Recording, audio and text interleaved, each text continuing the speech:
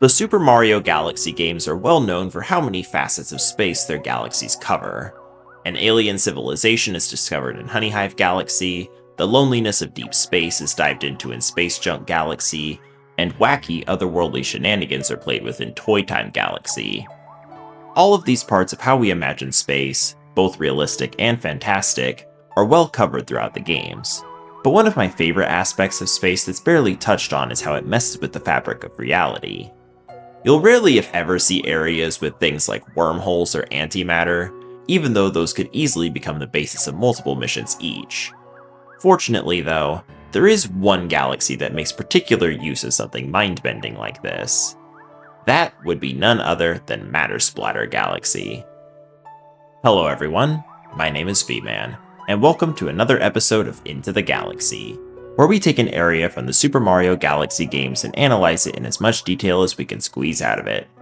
Thanks for stopping by, and I hope you enjoy the video. Splatter Galaxy is one of the 4 galaxies accessed from the garden on the Comet Observatory. It's unlocked by completing the first mission of Toy Time Galaxy and collecting at least 50 power stars. The galaxy only has one mission, which requires the player to traverse through several areas where the terrain of the level forms and disappears like dripping water, making travel tricky and getting a clear picture of where you are difficult. This galaxy already starts off with an interesting premise, but is there more to this level than just a good concept? Is there anything that can be found hidden in the muddled matter to explain why this galaxy is the way that it is? And might it be hiding something even more interesting beneath the surface? Before we get ahead of ourselves, let's look at these more surface level traits. Right away, it's easy to see what it is about Splatter Galaxy that makes it so intriguing. A level where the walls and floor themselves effectively bounce and slide around is an incredibly unique concept. Having to time your movements to prevent falling through the terrain when it literally doesn't exist is the best kind of disorienting. While the sliding spotlight matter is also used in a few other places, such as the Splatter Mansion mission in Ghostly Galaxy, the bouncing matter is only ever used in Splatter Galaxy, so it makes you wonder why this mechanic is never expanded upon. Something this mechanic also does a good job of is distracting players from the aesthetic of this galaxy's terrain. What we do get to see of this galaxy among the puddles of matter is a series of stone structures, complete with stone columns lining the sides. This building style, along with its rundown state, would imply that the terrain here was built a long time ago. Even the camera helps convey this, since starting the level immediately tilts the camera slightly, almost like it's breaking down. It only seems fitting that in a galaxy where the world itself is worn down and fragmented that what was built there would also be in a state of decay. The stone columns aren't all the matter that's splattered about, though.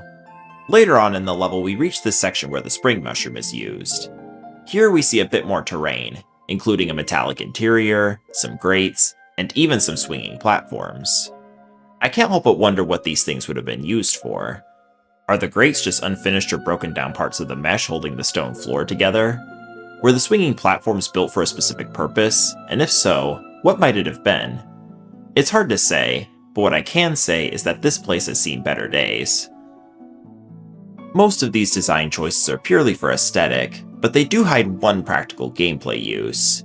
You might already know that some of these columns have 1-up mushrooms that can be obtained simply by jumping on top of them.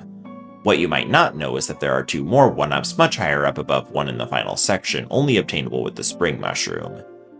A lot of players may not realize this since they will take the sling star in the previous section directly to the pipe, losing the spring mushroom in the process. However, if you manage to get to the pipe without using the sling star, you can keep the power up into the final section, and collect both 1-up mushrooms. Pretty neat, right? Another neat thing about Splatter Galaxy is its music, which is called Space Fantasy. This song is used fairly frequently throughout the game, usually in more quiet or surreal areas. Its simple melody and instrumentation really sell the feeling of loneliness in deep, cold space while being just a touch unnerving, which I think fits this galaxy well. Something I didn't realize about this song until recently is that it's actually a stripped-down version of Battle Galaxy's music. Take a listen.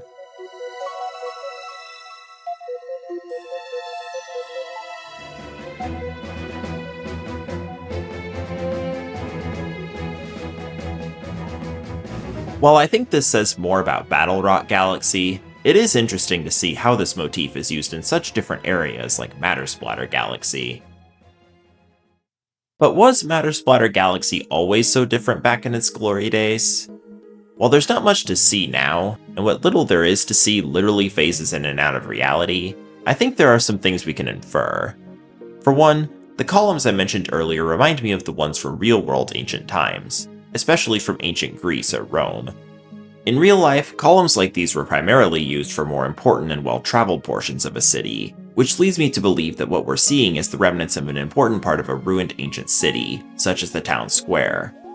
It makes me wonder what else there would be to see if we turned back the clock, like the people that once lived here, what they used this area for, or what surrounded this place, but with so little to work with, there's just no way to know for sure. But I think it's time we really get into the heart of the matter. Literally. Interestingly, the titular matter in Matter Splatter Galaxy actually has a much different name when translated from the original Japanese, being Ancient-Styled Light. This name for matter actually makes a lot more sense given how the visible, tangible parts of the level both here and in the Matter Splatter Mansion mission of Ghostly Galaxy often move like spotlights.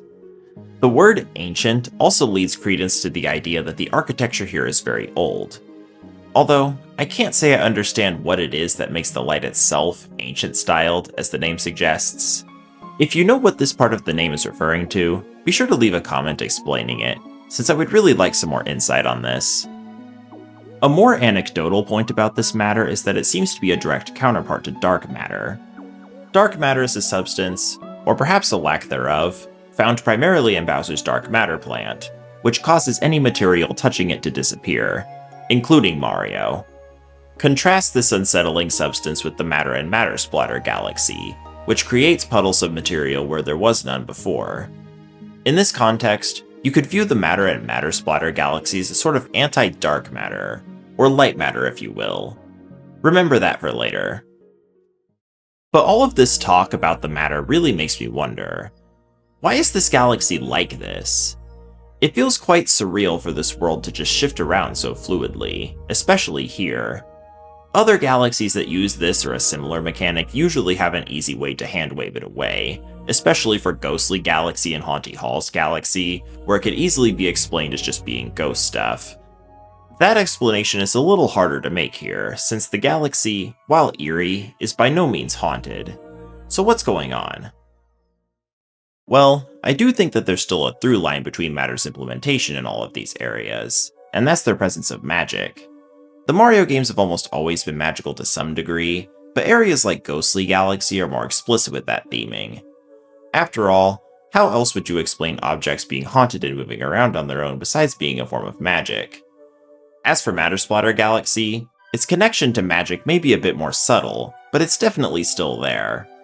For one, while I did say in the opening that this galaxy's mechanic has some more scientific grounding than a lot of the others in this game, I would be lying if I said that the idea of having drops of matter bouncing around or ancient-styled light casting tangibility onto an area wasn't magical. More concretely, though, the galaxy's tied to magic is obvious when you look at its enemies, which are exclusively Magic Koopas. It's pretty rare to find Magic Koopas in places that aren't related to Bowser, so I have to wonder how they wound up in a place like this. With that said, I'm inclined to believe that there's something that ties the Magic Koopas to this galaxy in particular, considering this place is otherwise uninhabited. More specifically, I think that the Magic Koopas are somehow related to why this galaxy is in the state that it's in. Let's look over the possibilities to show where this idea is coming from. The first possibility, and perhaps the simplest, is that there are Magic Koopas here because the galaxy itself was already magical. Maybe Matter Splatter Galaxy is a sort of magical hotspot that Magic Koopas can go to that can help them learn magic or cast spells. I could see the galaxy being revered as an important destination, the sort of place where the wizards can go to understand the history and significance of their craft, sort of like a pilgrimage. But there is another answer that I want to consider that would be even more interesting. What if, instead, Matter Splatter Galaxy has its magical matter because of the Magic Koopas? If this were the case, then that would explain a lot about this galaxy. But what does that look like in practice? There are two main ways this question can be answered. The simple version is that there were already these abandoned structures in space, and the Magic Koopas went over and experimented with magic so much that it mostly destroyed the place. I can't help but imagine it's like when a Minecraft player boots up a creative world and does something that completely screws everything up. I think there's some merit to this, since the magical interference could have caused the place to break down into just matter splatter, while also adding some damage to the remaining terrain to boot. However, I think the other possibility seems more interesting. What if this place was completely empty at first, but the magical interference of the Magic Koopas brought the ruins into being in this place, effectively creating Matter Splatter Galaxy? Now this is a theory I can get behind, considering the matter itself is a theme of creation in a world that otherwise has nothing. But how do I think this could have played out? Let's take a look at my theory. A long time ago, spacefaring Magic Koopas looking for a place to practice their magic came across an empty area of space with magical properties. This magic is perhaps what gives some areas of the galaxy the green hue it's partially known for. Once there, the Magic Koopas work together in an attempt to create something. Light matter. They know it can be done, since a similar substance is used in Ghostly Galaxy, so they get to work. After some time, their magic pulls through, and they create light matter, a substance that makes terrain appear out of nowhere. Could this light matter be a portal through time, bringing these ancient ruins into being from the past? Perhaps it's like a wormhole, pulling the terrain in from another part of the universe. Maybe it's even copying the landscape from an entirely different iteration of the universe. It's impossible to say for sure, but the result is the same. This leads to the creation of the Matter Splatter Galaxy we see today, a fragmented world that has so much more than we can see, but which we can never fully experience because there isn't enough light matter to bring it fully into being. But even though we can't see it in its full glory, Matter Splatter Galaxy still has a unique sense of wonder to it. The fragmented ruins hidden behind the fragmented world give us hints of a storied past that we can only speculate about. While the world that these ruins were once a part of is gone, its legacy continues to echo on in this beautiful place. A wondrous painting made with the paint of existence on the canvas of the universe. And with that, my dissection of Matter Splatter Galaxy is complete. What did you think of my observations? Do you think I covered everything? Or are there some details I overlooked? Let me know in the comments. I've wanted to make another installment in this series for a while, especially now that both Galaxy 1 and 2 just got re-released on Switch, but after making the first 2 episodes back to back, I decided to focus on other topics for a while first. Now that I'm back to this series, I can say that it feels good to be making more of these. I said in my previous installment about Buoy-based Galaxy, which you should totally give a watch if you haven't, that I would try to cover a suggestion from the comments next, and sure enough, this galaxy was suggested by a commenter called Deafy Fox. I don't think I would have covered this one if I didn't receive that comment, so I appreciate the suggestion. As always, if there are any other galaxies from either game that you think warrant a similar deep dive, be sure to suggest them in the comments as well, and be sure to give the video a like and subscribe while you're at it. With all that said, my name is V-Man, and I hope to see you again soon. Take care.